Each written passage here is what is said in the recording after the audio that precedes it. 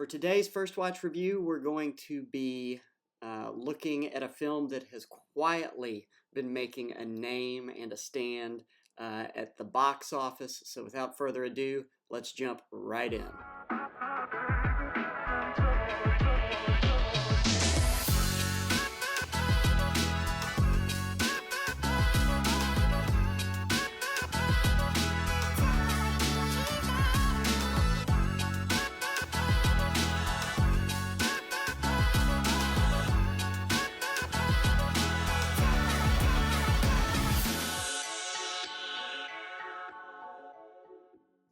All right, welcome to First Watch, where I go over my review after my first watch of a movie. And yesterday, we went and saw a film, my wife and me went and saw a film that has quietly been making a name for itself, and been very sneaky about getting to rival that number one spot at the box office, along with Inside Out 2. It has been Inside Out 2's probably steepest competition. Coming in third is Horizon, the film with Kevin Costner. Has not been doing well at the box office, at least this weekend. Things I guess could always change, but it has not been doing well. But before we dive into this review, just some quick news on Inside Out 2 as of today, June 30th. Inside Out 2 has crossed the $1 billion mark at the global box office. This is its 19th day in release, by the way. So potentially one of the fastest to get to this point. It is the first film that has done this since Barbie.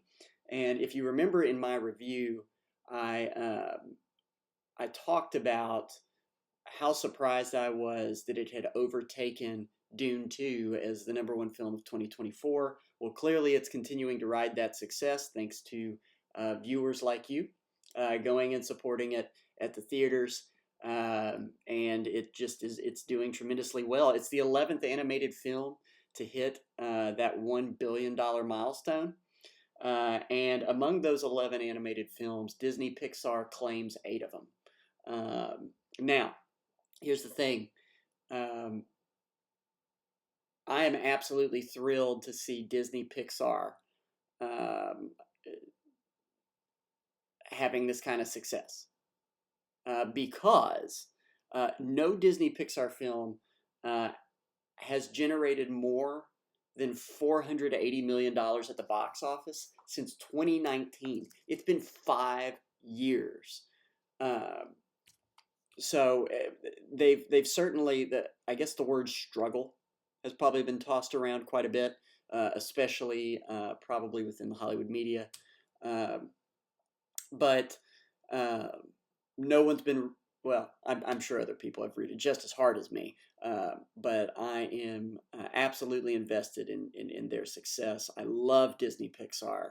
I think they're incredibly important to have around for generations and generations. So this news absolutely excites me. That being said, coming right up behind them, let's go ahead and pivot. And actually, before I do that, you may notice, I've always said that I'm going to have, or try to have, I know yesterday I was in a polo, but I was going to try to have a t-shirt that references something about film. And you can probably notice today I'm wearing an awesome shirt. This is probably in my top 3 favorite film-related shirts that I own. It's for the Nashville Predators, but it's absolutely playing off of film. Any film fan out there will know what it's referencing, which is Jurassic Park. This shirt was made by my really, really close friend, Ryan Appel. So he owns his own t-shirt and design shop. Ryan, if I'm getting this wrong, just comment below. and feel free to drop a link to your shop as well. Great guy, and just a brilliant creative mind, in my opinion. Um, so his shop is Ryan Apparel. Um, but if you like what you're seeing here, which I don't know how you couldn't, um, give it a Google, or click um, click the link below if Ryan wants to post that. But I do want to give him a shout out because I love this shirt, and it's so fitting. So now let's transition back into the review. So again, this movie um, has been quietly making moves and challenging Inside Out 2. You notice I keep using the word quiet, and that's because it is A Quiet Place Day 1. Directed by Michael Sarnoski and written by Michael Sarnoski, John Krasinski, and Brian Woods. A Quiet Place has been, for lack of a better word, quietly making itself into kind of a franchise here, a series. And I couldn't be happier. I think that it's such a unique concept. If you haven't seen these movies, first of all, absolutely give them a watch. But the unique concept, I think, is the monster in this movie is a monster that can only succeed if you make a sound. It has no eyes. It cannot see. It sees through sound, and that's so unique, and it's fascinating. And I think to some people, Quiet Place of Day 1 is exactly what the title alludes to, and that is a prequel. Um, and I think a lot of fans of this series were really hoping, and I can understand for good reason, but really hoping for a little bit more of a backstory on these aliens. Where do they come from? How did they get here? Just what do we know about them? Um, and I don't think that they actually got what they wanted with this particular film. We do get some new information, I think, but not to the extent the fans probably wanted. Put it that way. Um,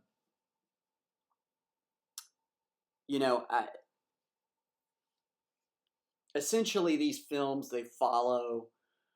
Well, the first two follow a specific family through navigating the world now that these monsters inhabit it. And Day 1 follows a new group, and by group I guess I really mean two people and a cat. But um, a new couple, I guess we'll say, of people um, as they navigate their lives uh,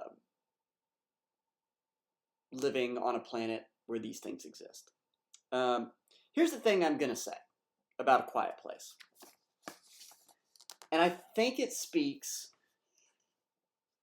to kind of who John Krasinski is. If you remember during COVID, John Krasinski gave us the YouTube series Some Good News. He wanted to focus on the positivity in things, and I think John Krasinski is a deep feeler, and that's coming from somebody who is an ENFJ myself. And possesses that feeling quality. I think John Krasinski very much so possesses that. And he tries to apply that to his films, and because of that, they're always touching. Always. And God, do I love it and appreciate it. You know, one of the things that I loved about the movie Godzilla Minus One is that it wasn't a movie about Godzilla. Godzilla was secondary. It was a movie primarily based around the human experience. primarily based around what it means to go through PTSD, to navigate a life where you have PTSD, um, and how others interact with you, what it means to come together and help one another. And you know, I think that this film is no different. This film series is no different. Um, I think that yes, it's kind of a part of the horror genre in a way, um, but it's so much more than that. Um, you know, it's really drama horror, and I think um, I think fans may be wanting more horror than the drama that they've been getting. Uh, and for me personally, continue giving me the drama with horror. Uh, any good recipe, any good recipe is good because of the spices and everything that goes into it to make up the taste. But it becomes great when you know the right amount of that spice to put in. Horror in this particular series is something that Krasinski knows the right amount to put in to the recipe. Um, you know, for me, these films are as good as they are because um, it's almost 60-40.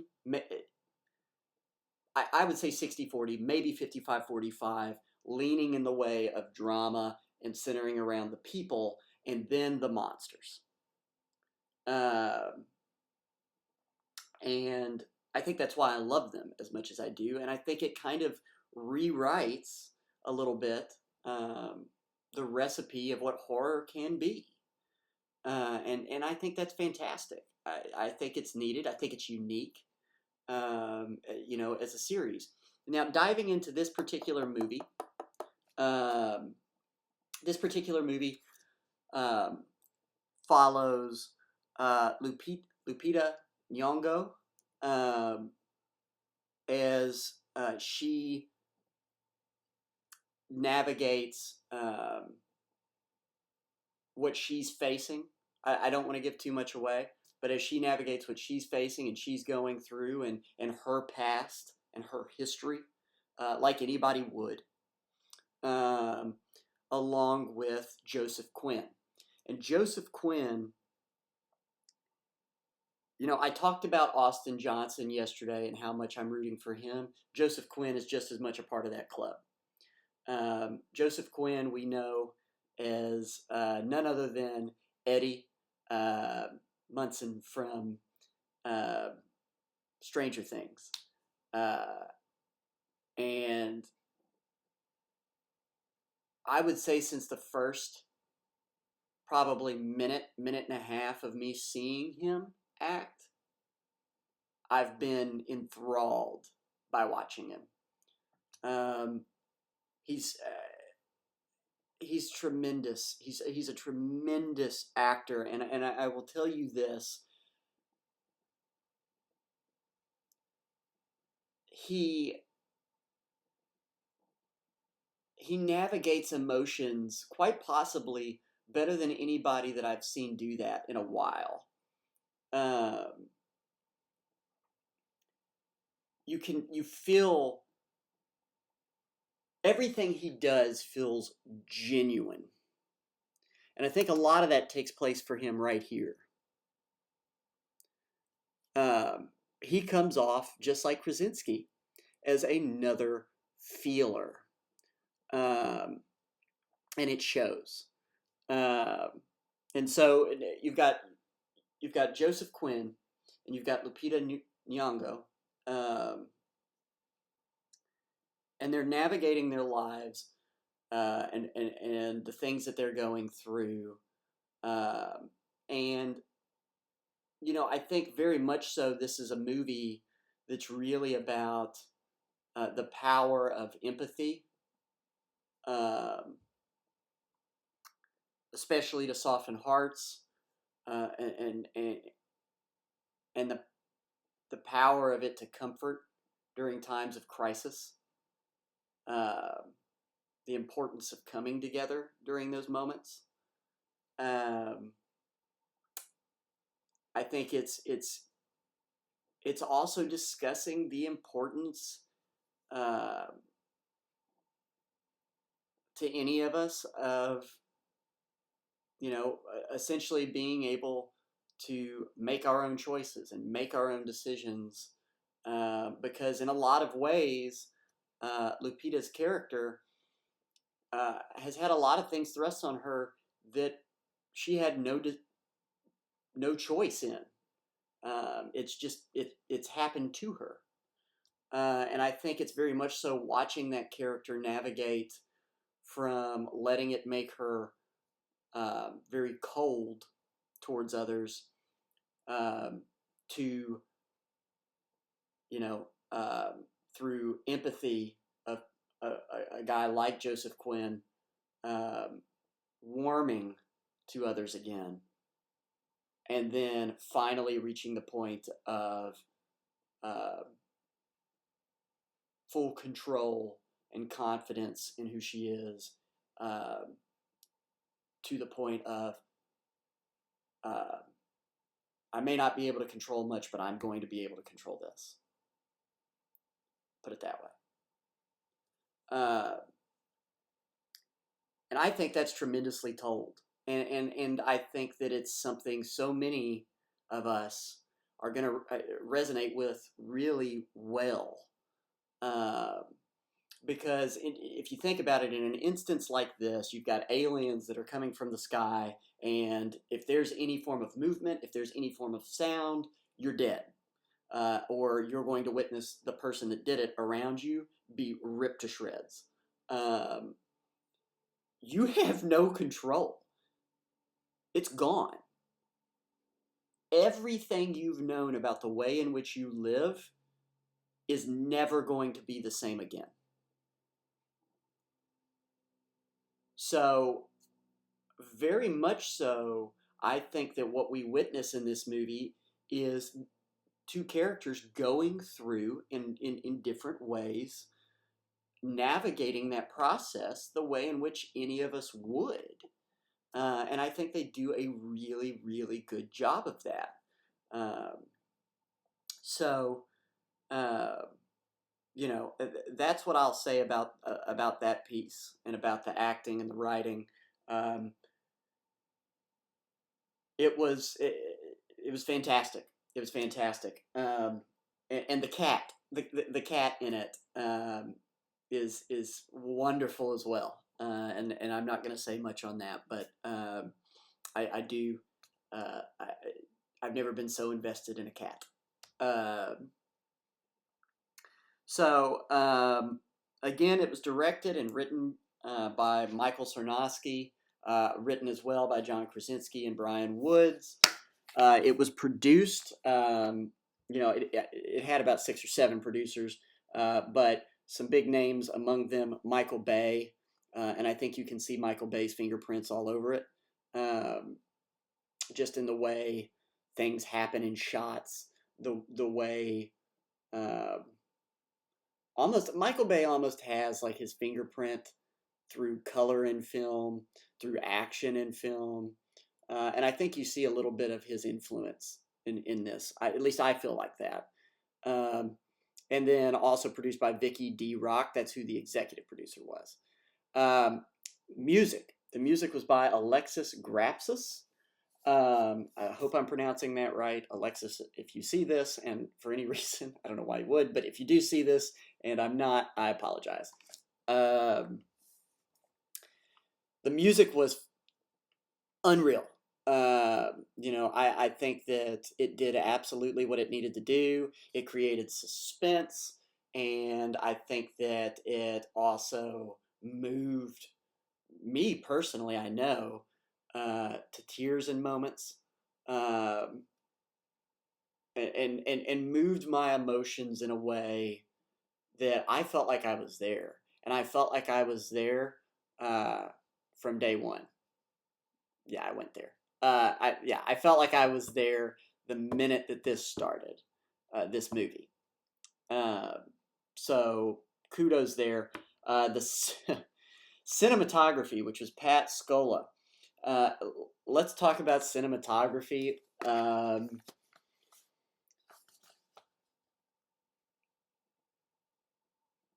I wouldn't necessarily say I came out of my seat like I did in Dune 2, where I had to kind of just sit up in my chair. But by God, I came close. I think in some ways, instead of me physically, I was mentally sitting up in my chair at some of the shots in this movie. Scale looks incredible. The colors, I feel like there's different lenses, which I'm sure there's different lenses in every movie that are used, but you do notice them in certain instances. There's one that I think of that I don't necessarily think it was a fisheye lens, but it feels like it, and it's a little disorienting, but it's exactly what that scene needs. So I do think that cinematography was chef's kiss. Fantastic. Um, so in terms of all of these things, and looking at them, a while back, and I'm going to continue to edit and correct myself. I'm going to continue to make these reviews better and stronger. And I had said a while back that, um, you know, essentially that my ranking from a 1 to a 10 was, um, a 1 being I got up and walked out of the theater. This film doesn't need to exist. To a 10, which is now we need to start having an Oscars discussion. I don't necessarily. I think Oscars. We need to put Oscars outside of the ranking system. I think Oscars is a completely different discussion because what I want these to be is from 1 to a 10. Did the movie do what it was supposed to do? Was it enjoyable? Did it check the boxes that it needed to check for its genre? I've said that numerous times. That's what I want to focus in on. And I sat here, I kid you not, I sat here last night racking my brain for 30 minutes on what this movie did wrong. What this movie did wrong. And there's like minor trivial things that I'm sure some people are going to get caught up in. But it's kind of stupid to get caught up in those things, I feel like. This movie did everything it needed to do. It did everything it needed to do. It stuck every landing, from cinematography to directing to editing to sound to music to acting to writing. It stuck the landing on every one of them. In fact, I don't want to say this definitively, but it could be, in my opinion, the best entry to the Quiet Place series. But one's pretty special. So I don't want to make that definitive yet. Maybe that's a separate review on just A Quiet Place. This movie is without a doubt, at least first watch, a 10 out of 10. It is a 10 out of 10. I know I just gave one yesterday. I gave one yesterday to Inside Out 2. And if you haven't seen that review, I've just spoiled it for you. But go back and watch that as well. But again, I mean, I think I've talked to people before and they've been like, how could you possibly be giving this many 10s? And if the movie is enjoyable, if it's checking the boxes that it's supposed to check, again, if if it's making the statement and it's doing it well that it needs to make, or it's going down the list of, and I have a list of 10 things, like I said: cinematography, editing, theme, writing, directing, um, editing, um, all the way to it factor. Uh, if it's doing that, I'm, and especially if I come back and I have to sit here and try to find something wrong with it on the first watch, and I do mean I was scraping to find something wrong with it, then it gets a 10. I don't care. I don't care if I've given out, 4 10s this year, because those are deserving. And it struck me too, and I think I'm going to do a series around trailers for films that are coming out that I'm really, really interested in.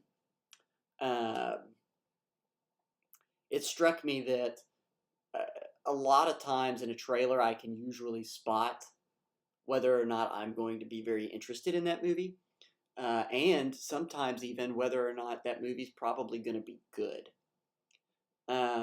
And I don't want to say that like I'm tooting my own horn, but a lot of times I find that if I really like a trailer and it looks really good, um, and I go to that movie, it turns out it's really good. And I think that's why a lot of times I end up giving on first watch a good number of films 9s and 10s, and 8s. Um, you know, uh, Instead of a lot of movies being 1s, 2s, and 3s. And let's be honest, you probably don't want to hear me bash a movie and give it a 1, between a 1 and a 5. You probably don't want to hear that. Um, we deal with enough negative, I feel like, in the world. Let's just talk, in an ideal place, let's talk about the good ones. There have been instances where I've done that, and if it was deserving of it, then, at least for me, then it was deserving of it. You know, um, but this movie right here gets a 10 out of 10.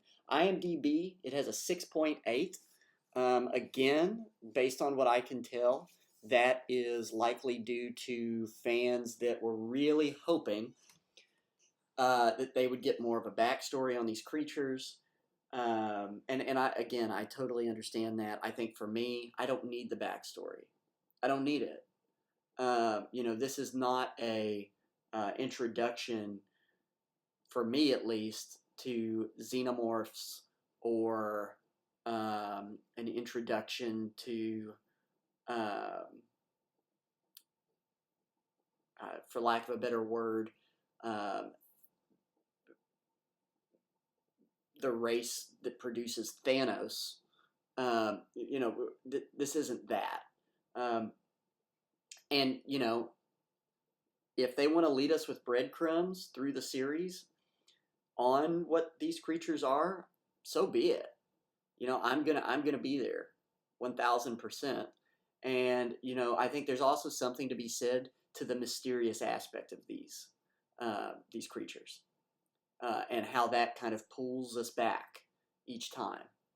That maybe we're getting a kernel, or a little nugget of more information, but I think there's something to be said for keeping that mystery as long as you can. Because once it's revealed, guess what, guys? It's done. Um, there is, the cat's out of the bag at that point. There is no going back. Um, so I think for me, it's special that they don't reveal a lot. Um, so I think that's primarily, there is that group, and they're as validated in their opinion as what I just said. I want to make that clear. That's not me bashing them.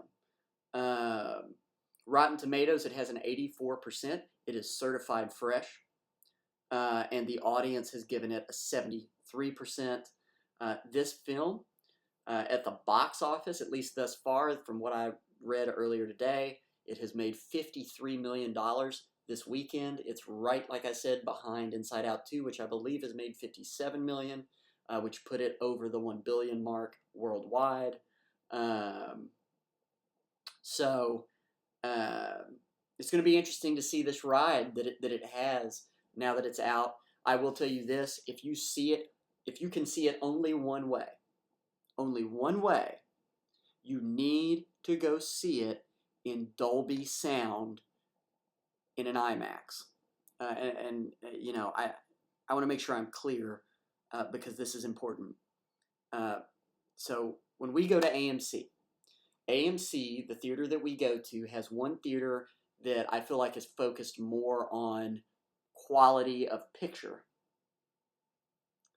And then it has another theater that's focused on quality of sound. And the sound specifically is Dolby. It always says Dolby. And I'm trying to remember what the other theater says, but I believe it's like IMAX something.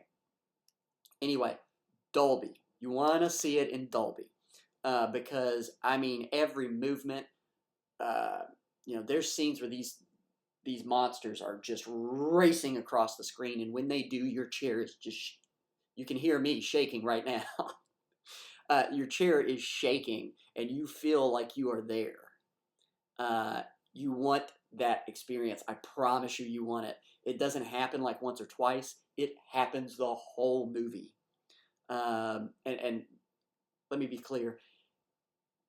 There's obviously quiet moments in the movie A Quiet Place, but in the instances where there's sound, you want that quality. I promise. I think it's going to be just as good when it does finally come out on Blu-ray. I say just as good. It's going to be good when it comes out on Blu-ray and streaming. But I'm telling you, there's not going to be an experience like what I just went through with this movie. It is absolutely meant to be seen like that. I think you will still enjoy it regardless if you can't get there. But if you can and you want to see this movie, that's the only way to see it. So that's all I got on this. The movie is A Quiet Place, Day One. It is directed by Michael Sarnoski, written by Michael Sarnoski, John Krasinski, Brian Woods, starring Joseph Quinn and Lupita Nyong'o. It has made $53 million this weekend at the box office. Hopefully that continues. That kind of success at least continues. And it gets a 10 out of 10 from me. So that is A Quiet Place, Day One.